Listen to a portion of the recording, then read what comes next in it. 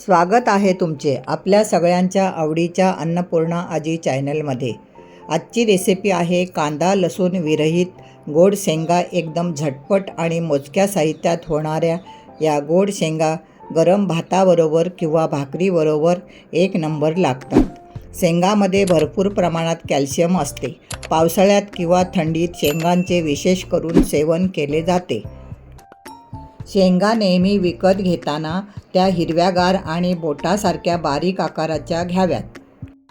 गोड शेंगा करण्यासाठी इथे पाव किलो शेंगा, गूळ, चिंच, खोबऱ्याचे सुके वाटण आणि मसाले घेतले आहेत। एका पातेल्यात 2 पळी तेल घालून घेऊया।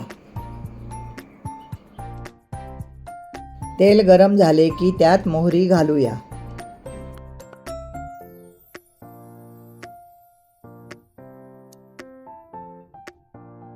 मोहरी तडतडली की जिरे घालून ते छान फुलून घेऊया।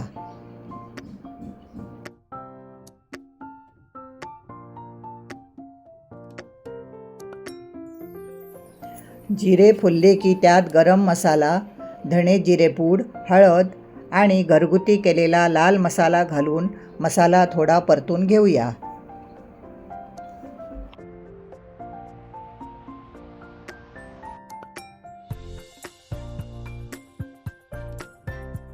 आता त्यात शेंगा घालून शेंगा मसाल्यात परतल्यावर लगेच त्यात 1 ग्लासभर पाणी घालून घेऊया।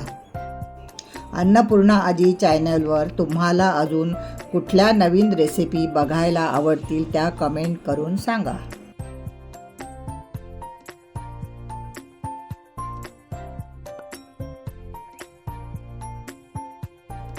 आत्ता गॅस बारीक करून पातेल्यावर ताटात पाणी ठेवून 15 मिनिटे शेंगा शिजवून घेऊया।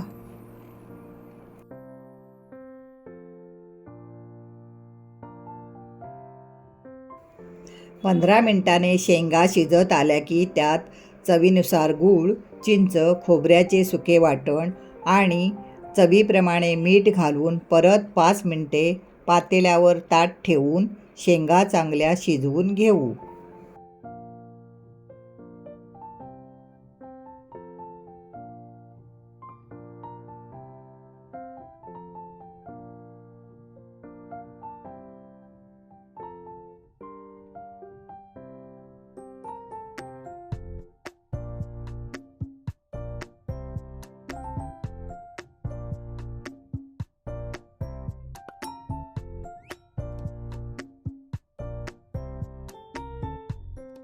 आता आपला गोड शेंगांचा रस्सा तयार झाला आहे।